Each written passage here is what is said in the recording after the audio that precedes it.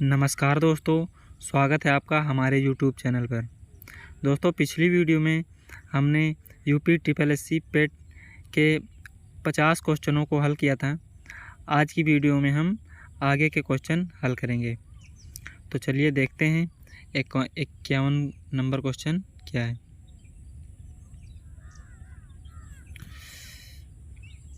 निम्न में से किस शहर में लाइट हाउस परियोजना का क्रियान्वयन नहीं हुआ? तो क्वेश्चन है, निम्न में से किस शहर में लाइट हाउस परियोजना का क्रियान्वयन नहीं हुआ? तो इसका आंसर है पटना। पटना में लाइट हाउस परियोजना का क्रियान्वयन नहीं हुआ था। कौन सी भारतीय दूरसंचार कंपनी विश्व की 5वीं सबसे मजबूत ब्रांड है? तो इसमें रिलायंस जियो विश्व की 5वीं सबसे मजबूत ब्रांड हो गई है।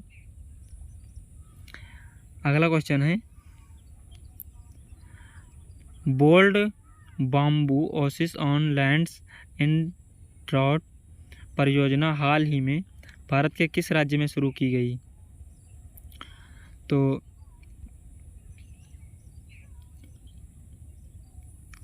इसका आंसर आपका राजस्थान हो जाएगा। राजस्थान में शुरू की गई थी। अगला क्वेश्चन है,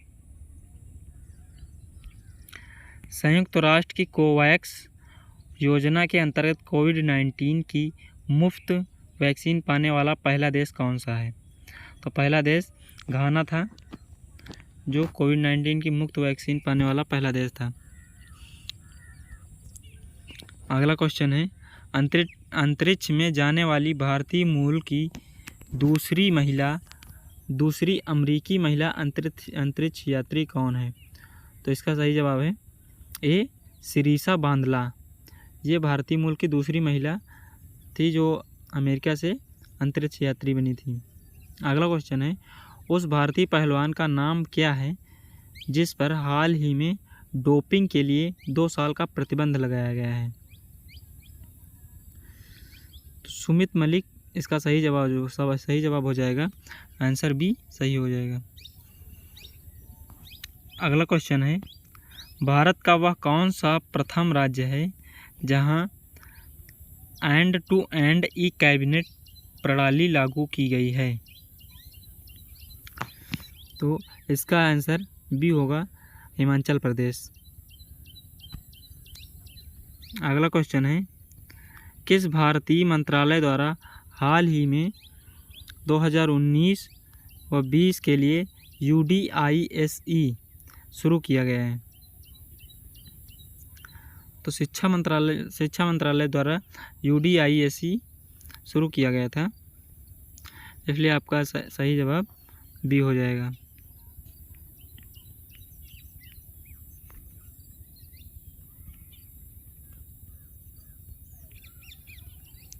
अगला क्वेश्चन है, स्मार्टफोन निर्माता वीवो ने किस खिलाड़ी को अपना ब्रांड एम्बेसडर नियुक्त किया?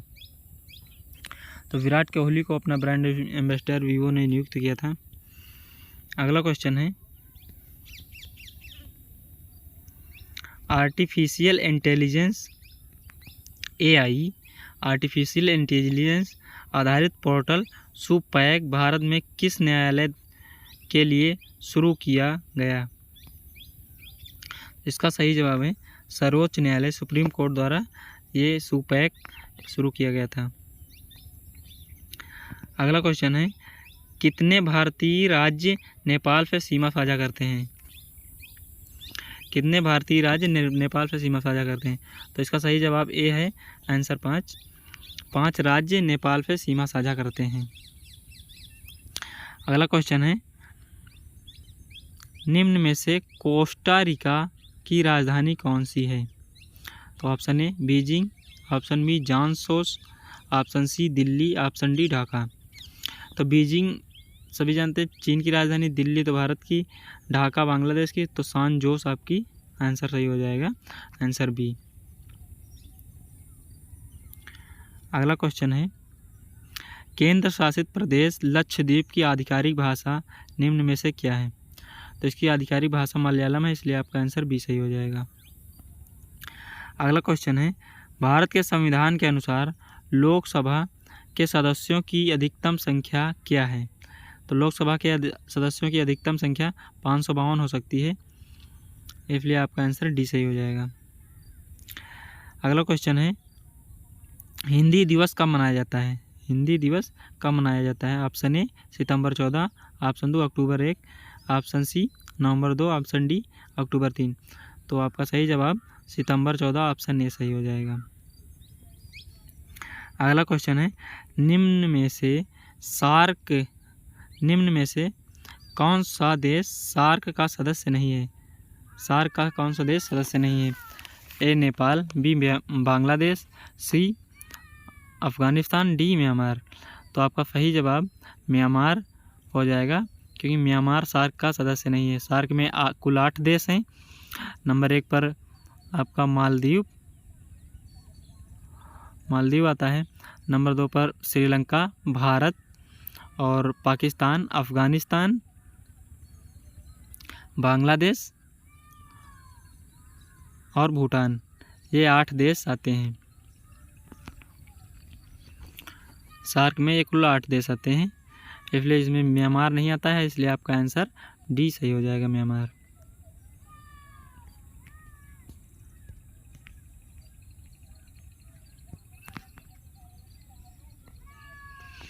अगला क्वेश्चन है, निम्न में से किस स्थान पर अजंता एलोरा की गुफाएं स्थित हैं?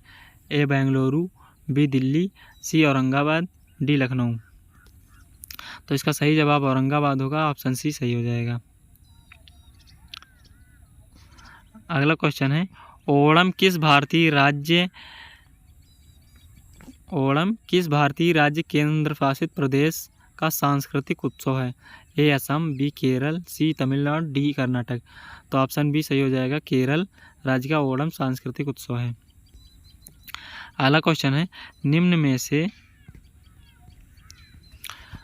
निम्न में से कौन सा ग्रह सूर्य के सबसे नज़दीक है? तो बुध ग्रह सूर्य के सबसे नज़दीक है, इसलिए आपका आंसर डी सही हो जाएगा। अगला क्वेश्चन है, नोबेल पुरस्कार जीतने वाले प्रथम एशियाई कौन थे? तो C V Raman, Rajiv Gandhi, Mother Teresa, Rabindranath Tagore. तो ऑप्शन सी सही हो जाएगा, आपका रविन्द्रनाथ टैगोर एशिया के पहले नोबेल पुरस्कार जीतने वाले व्यक्ति थे।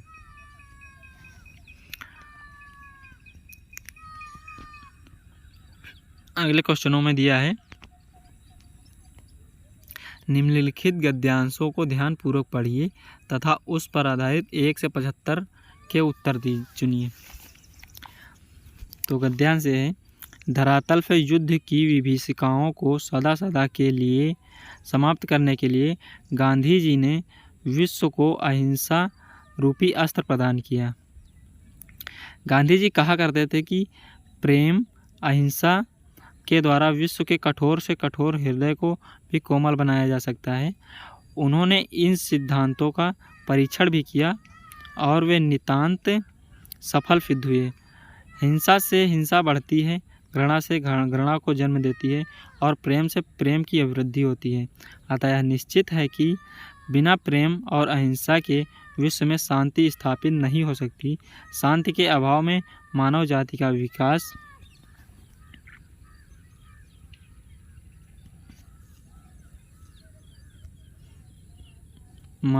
विकास संभव नहीं है।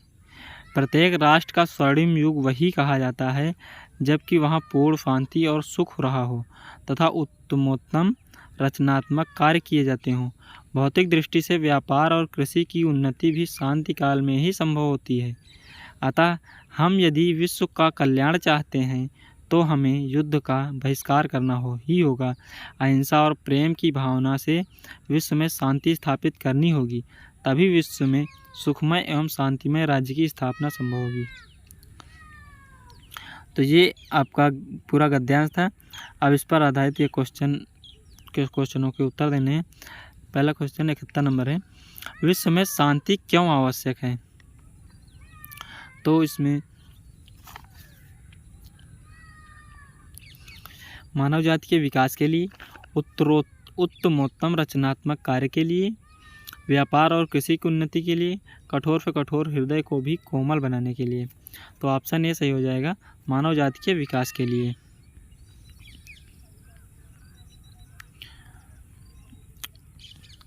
72 नंबर क्वेश्चन है, विश्व में शांति की स्थापना के लिए सबसे आवश्यक है।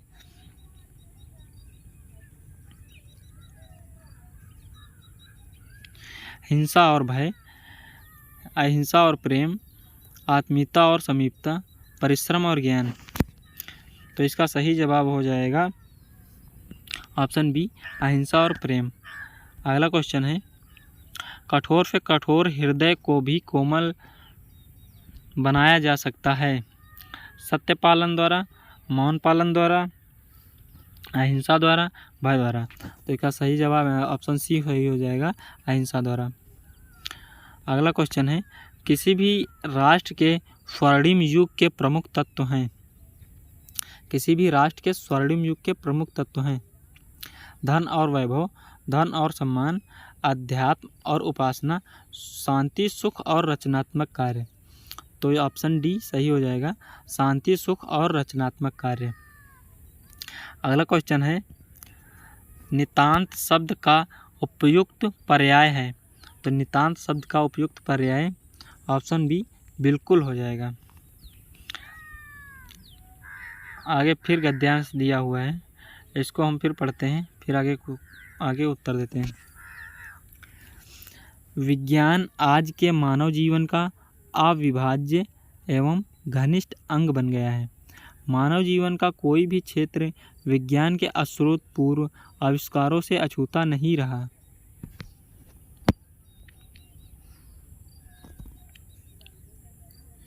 इसी से आधुनिक युग विज्ञान का युग कहलाता है।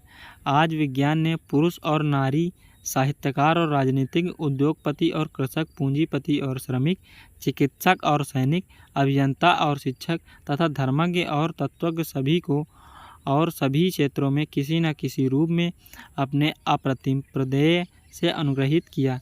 आज समूचा परिवेश विज्ञानमय हो गया है। विज्ञान के चरण गृहिणी के रसोई घर से लेकर बड़ी बड़ी प्राचीरों वाले भवनों और अट्टालिकाओं में ही दृष्टिगत नहीं होते, प्रत्युत वे स्थल और जल की सीमाओं को लांघकर अंतरिक्ष में भी गतिशील हैं। वस्तुतः विज्ञान अद्यतन मानव की सबसे बड़ी शक्ति बन गया है। इसके बल से मनुष्य प्रकृति और प्राणी जगत का शिरोमणि बन सका है। विज्ञान के अनुग्रह से वह सभी प्रकार की सुविधाओं और संपदाओं का स्वामित्व प्राप्त कर चुका है। वह ऋतुओं के प्रकोप से भयाक्रांत एवं संत्रस्त नहीं है। विद्युत ने उसे आलोकित किया है, उष्णता और शीतलता दी है, बटन दबाकर किसी भी कार्य को संपन्न करने की ताकत भी दी है। मनोरंजन के विविध साधन उसे सुलभ हैं। यातायात एवं संचार के साधनों के विकास से समय और स्थान की दूरियां बहुत कम हो गई हैं और समूचा विश्व एक परिवार सा लगने लगा है। कृषि और उद्योग के क्षेत्र में उत्पादन की तीव्र वृद्धि होने के कारण आज दुनिया पहले से अधिक धन धान्य से संपन्न है। शिक्षा और चिकित्सा के क्षेत्र में विज्ञान की देन अभिनंदनीय है। विज्ञान के सहयोग से मनुष्य धरती और समुद्र के अनेक रहस्य हस्तमलक करके अब अंतरिक्ष लोक में प्रवेश कर चुका है। सर्वोपरि विज्ञान ने मनुष्य को बौद्धिक विकास प्रदान किया है और वैज्ञानिक चिंतन पद्धति दी है। वैज्ञानिक चिंतन पद्धति से मनुष्य अंधविश्वासों और रूढ़ि परंपराओं से मुक्त होकर स्वस्थ एवं संतुलित ढंग से सोच विचार कर सकता है और यथार्थ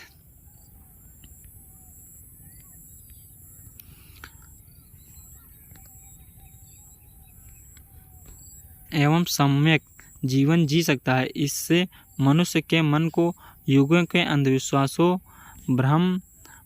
भ्रमपूर्ण दकियानुसी विचारों, भय और अज्ञानता से मुक्ति मिली है। विज्ञान की यह देन स्तुत्य है। मानव को चाहिए कि वह विज्ञान की इस समग्र देन को रचनात्मक कार्यों में सुनियोजित करे। तो ये आपका गद्यांश था। अब इस पर सवालों के उत्तर देने हैं।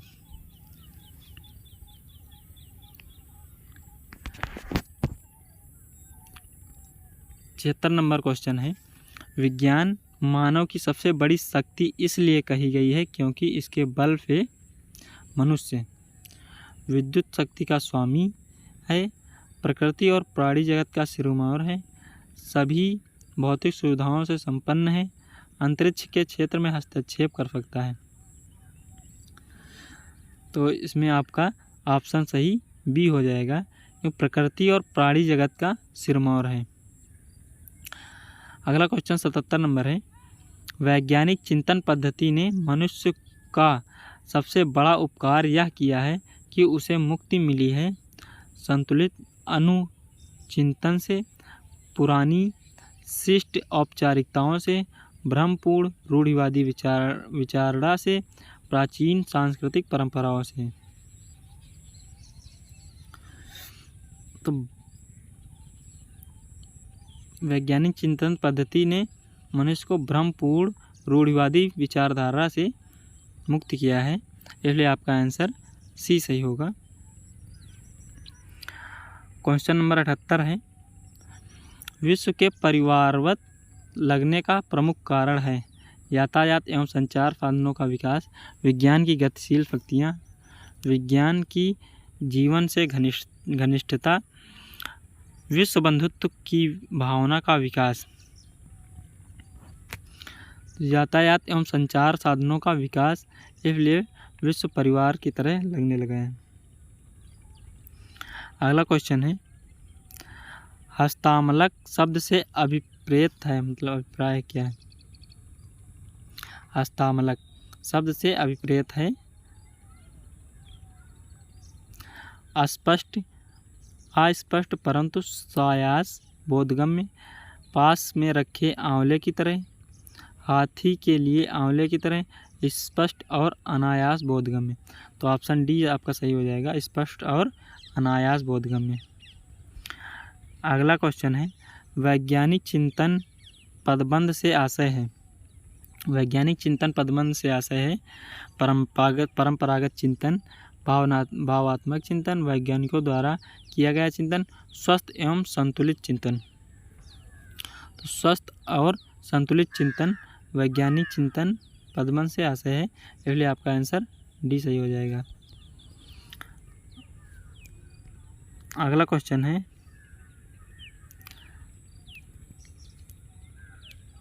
ये मैथ के क्वेश्चन आ रहे हैं, इसलिए हम इन क्वेश्चनों को अभी हल नहीं करेंगे।